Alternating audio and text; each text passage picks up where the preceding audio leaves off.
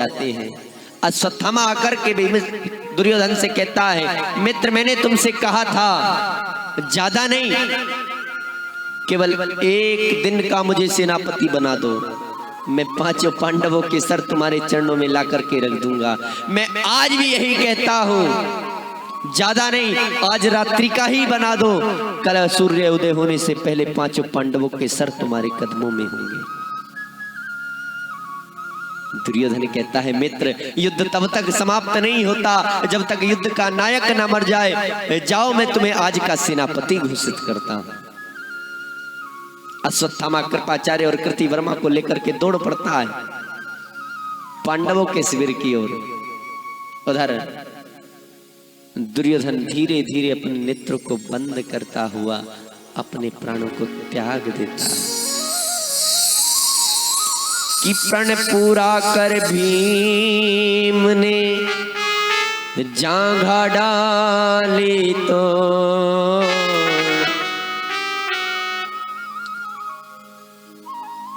आज भीम की जांघा को तोड़ दिया। भीम असहाय होकर के अपने प्राणों का त्याग कर देता है और उधर अश्वत्थामा कौरवों के शिविर में देखता है, खोज रहा है पांडव किस शिविर में होंगे। कहते हैं उसी समय कुछ सिपाही आपस में वार्ता करते जा रहे थे, देखो तो इन पांचों भाइयों में कितना प्रेम है। आज विजय की रात्रि है, सब भोग विलास में लगे हुए हैं और ये पांचों भाई आज भी एक साथ सो रहे हैं। जैसे ही सुना, सोचा यही पांडवों का शिविर है और रात्रि के अंधेरे में उस शिविर में प्रवेश कर जाता है और धनुष बाण उठाता है, पांचों पर वार कर देता है, मार डालता है। लौट करके आता है, आकर के दुर्योधन को हिलाता है, मित्र मैंने अपनी प्रतिज्ञा पूरी कर दी, उठो ना। किंतु दुर्योधन तो पहले ही अपने प्राण त्याग चुका था। फिर सोचता है, कुछ भी हो आज तूने अन्याय किया है अश्वत्थामा, क्योंकि युद्ध हमेशा दिन के समय किया जाता है। आज तूने रात्रि में पांडवों का वध किया है, तुझे इसका पश्चाताप करना चाहिए। और अश्वत्थामा उसके पश्चाताप के लिए वेदव्यास जी के आश्रम की ओर चल देता है। उधर प्रातःकाल हुआ और जैसे ही द्रौपदी देखती है कि उसके पुत्रों के शिविर से रक्त की धार आ रही है, तुरंत जाती है, देखती क्या है, आज पांचों पुत्रों के सब पड़े हुए हैं। देखते ही चीख निकल जाती है। भक्तों विचार कीजिए, हमारी एक संतान, यदि एक ही संतान के हमारे कोई कांटा चुभता है हमें कितना दुख होता है। विचार कीजिए उस मैया का, जिस मैया की गोद में आज एक नहीं, दो नहीं, चार नहीं, पांच लाशें पड़ी हैं उसके पुत्रों की। क्या दशा उसके हृदय की होगी, क्या मनोस्थिति होगी। आज द्रौपदी रो रही है, चीख रही है, पुकार रही है। कहते उस चीख को सुनकर के पांचों पांडव दौड़े आते हैं। आखिर क्या हुआ, देखा क्या, तो द्रौपदी कह रही है कि कोई पहचानता ये बाण किसके हैं। अर्जुन देखते ही पहचान लेता है, अरे ये तो अश्वत्थामा के बाण हैं। बोले मैं न्याय चाहती हूँ। और आज पांचों पांडव द्वारिकाधीश के साथ अश्वत्थामा की खोज में निकल पड़ते हैं। जैसे ही वेदव्यास जी के आश्रम की ओर पहुंचे, जाकर के आज अश्वत्थामा को देख करके अर्जुन ललकारता है अश्वत्थामा को, अरे अश्वत्थामा कहाँ ऋषि महोदय के चरणों में जा छिपा है। यदि सच्चा योद्धा है, सच्चा वीर है तो आ, हम तुझे युद्ध के लिए ललकारते हैं। और जैसे ही देखता है कि पांडव अभी मरे नहीं है, जीवित हैं, तुरंत आज अश्वत्थामा ब्रह्मास्त्र का प्रयोग कर देता है। अर्जुन कहता है कि प्रभु हमारी रक्षा करो, हमारी रक्षा को, कि कृष्ण कृष्ण महाभागो भक्तिया नाम भयंकरा तमेव को दहमानो सपी संस्कृते। कृष्ण हमें बचाओ, हमें बचाओ, ये ब्रह्मास्त्र हमारी ओर आ रहा है, हमारी रक्षा करो, हमारी रक्षा करो।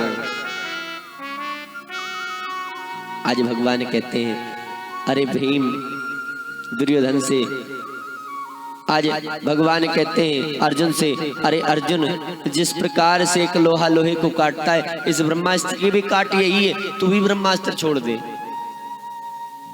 और आज भगवान के कहने पर अर्जुन भी ब्रह्मास्त्र का प्रयोग कर देता है।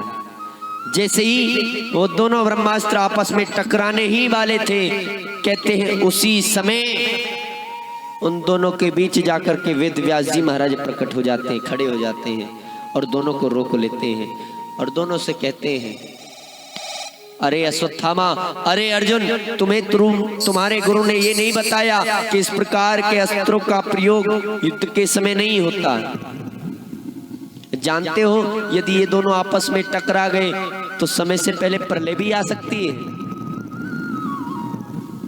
चलो दोनों अपने अपने ब्रह्मास्त्रों को वापस लो। कहते हैं अर्जुन तो अपने ब्रह्मास्त्र को वापस लेता है, किंतु अश्वत्थामा कहता है महाराज मैं छोड़ना तो जानता हूँ, वापस लेना नहीं जानता। बोले नहीं जानता था तो छोड़ा क्यों? बोले हाँ प्रभु, यदि आपकी आज्ञा हो तो मैं इसकी दिशा मोड़ सकता हूँ।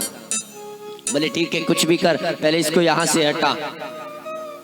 तो आज अश्वत्थामा उस ब्रह्मास्त्र की दिशा मोड़ देता है। पांचों पांडव आज अश्वत्थामा को पकड़ लेते हैं और पकड़ करके द्रौपदी के पास ले जाते हैं। द्रौपदी बताओ इसे मारा जाए कि छोड़ दिया जाए? तो द्रौपदी कहती हैं यदि इसके मारने से मेरे पुत्र जीवित होते हैं ना तो क्षण भर विलंब ना करो, मार डालो। किंतु यदि इसके मारने से मेरे पुत्र जीवित नहीं होते ना तो विचार करना ये किसका पुत्र है? ये तुम्हारी गुरु माता का पुत्र है। और जिस प्रकार से आज मैं अपने पुत्रों के वियोग में रो रही हूं, उसी प्रकार से कल आपकी गुरु माता भी अपने पुत्र के वियोग में रोएगी। मैं नहीं चाहती जो दुख विधाता ने मुझे दिया है वो दूसरा किसी स्त्री को मिले। इसको छोड़ दो। अर्जुन भाइयों से पूछता है, अपने धर्मराज से पूछा, बोले मार डालो छोड़ना मत। भीम से पूछा, बोले मार दो छोड़ना मत। नकुल सहदेव छोड़ दो मत, मार डालो। अंत में भगवान से पूछता है, बोले प्रभु आप बताएं इसे मारूं कि छोड़ूं? भगवान कहते हैं अर्जुन देखो ये ब्राह्मण है, यदि तुमने इसे मारा ना तुम्हें ब्रह्म हत्या का दोष लगेगा, इसे मारना मत। और इसने बालकों का वध किया है, ये बाल हत्यारा है, इसे छोड़ना भी मत। भीम हंसने लगा, बोले आप जैसे न्यायाधीश और दो चार हो जाएं। एक बार कहते हो मार डालो, एक बार कहते हो छोड़ दो, ये कैसा न्याय है? बोले तुम्हें समझने की आवश्यकता नहीं है, अर्जुन मेरी भाषा को भली भांति जानता है।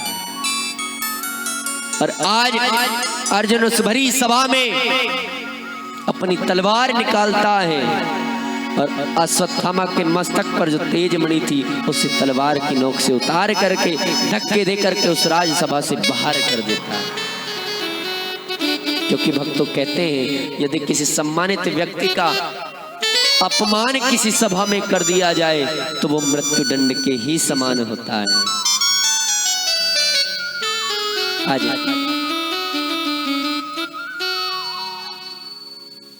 भगवान कहते हैं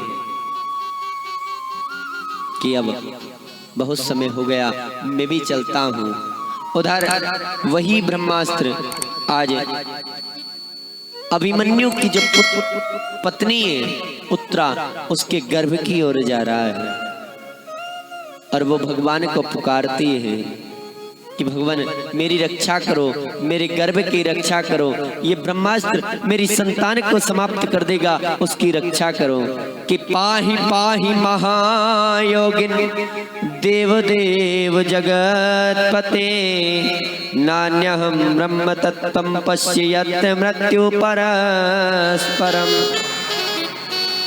कृष्ण मेरे पुत्र की रक्षा करो, मेरे पुत्र की रक्षा करो, ये ब्रह्मास्त्र मेरी संतान को समाप्त कर देगा। और आज भगवान अद्भुत लीला करते हैं। एक स्वरूप में तो सामने प्रत्यक्ष खड़े हैं और दूसरे स्वरूप में जाकर के आज भगवान उत्तरा के गर्भ की रक्षा करते हैं। आज भगवान उत्तरा के गर्भ की रक्षा करते हैं। उसके पश्चात भगवान कहते हैं सभी से कि पांडवों अब बहुत समय हो गया, मैं अपनी द्वारिका के लिए जा रहा हूं, कुछ मांगना हो तो मांग लो। सभी कुछ ना कुछ मांगते हैं। धर्मराज कहते हैं प्रभु आशीर्वाद दो, मैं धर्म पर चलूं। अर्जुन कहता है प्रभु आशीर्वाद दो, जिस प्रकार से आप मेरे इस युद्ध में साथ रहे, पूरे जीवन साथ रहेंगे, ये वचन मुझे दे करके जाओ। नकुल सहदेव भीम बल मांगते हैं। द्रौपदी कहती है जिस प्रकार से आपने मेरी उस राजसभा में लाज बचाई थी, पूरे जीवन मेरी लाज बचाना। अंत में कुंती के पास जाते हैं, बोले बुआ जी आप भी तो कुछ मांगो ना। कुंती कहती है देख कन्हैया, ये जो बुआ भतीजे का नाटक है ना, यहीं पर रोक दे, क्योंकि संसार कहता है तू भगवान है और मैंने अभी देखा तूने किस प्रकार से उत्तरा के गर्भ की रक्षा की, मुझे विश्वास हो गया तू भगवान है। और कहते हैं भगवान के हाथ में सुख और दुख होते हैं। तू एक काम कर, इस संसार में जितने दुख है ना, वो सारे के सारे तू मेरी इस झोली में डाल दे, सारे दुख। क्यों? क्योंकि कन्हैया दुख में सुमरन सब करे, सुख में करे ना कोया, और जो सुख में सुमरन करे तो दुख काहे को होया। दुख में सब तुम्हें याद करते हैं, कम से कम हम इन दुखों में तुम्हें याद तो कर सकती हैं। तुम मुझे दुख दे दो। भगवान कहते हैं बुआ मैं तुम्हें दुख तो नहीं दे सकता, किंतु जाओ ये वरदान जरूर देता हूँ कि जब भी तुम मुझे पुकारोगी ये कन्हैया दौड़ा दौड़ा तुम्हारे पास आएगा। और इतना कह करके भगवान अपनी द्वारिकापुरी के लिए चले जाते हैं। समय काफी हो चुका है, आज की कथा को यहीं पर विराम। इससे आगे की कथा आप लोग कल सुनपान करेंगे। कल की बड़ी सुंदर कथा आप लोग सुनपान करेंगे, किस प्रकार से भगवान ने इस संसार का निर्माण किया। और देखिए भक्तों, कल हमारे दो प्रश्न भी हैं आपसे, दो प्रश्न आप लोगों से हमारे हैं। जो उन प्रश्नों के उत्तर लेकर के आएगा उसे दरबार से खजाना दिया जाएगा, और जो गलत उत्तर लाएगा वो दंड भर के जाएगा। विशेषकर सप्तऋषि मंडल से ये प्रश्न है हमारे। पहला प्रश्न, हम सबके माता पिता कौन है? और दूसरा प्रश्न, ब्रह्मा विष्णु महेश इन तीनों के माता पिता किन्हें कह सकते हैं? और जाओ छूट है, गूगल देवता का भी खूब इस्तेमाल करना। बोलो राधे, क्या बोलना पड़ेगा? ये भी छूट है। आइए कुछ दानदाताओं के नाम है सुनपान करें, फिर सूचना सुनेंगे और आरती में प्रवेश करेंगे। बोले गोविंद भगवान की जय। 50 रुपये आशु सनोप बिट्टू राय जी यब्दी निवासी, 50 रुपये दिव्यांश सनोप सतपाल सिंह यब्दी निवासी। सभी दानदाताओं का व्यासपीठ से साधुवाद, बहुत बहुत धन्यवाद। जय श्री राधे, जय जय श्री राधे।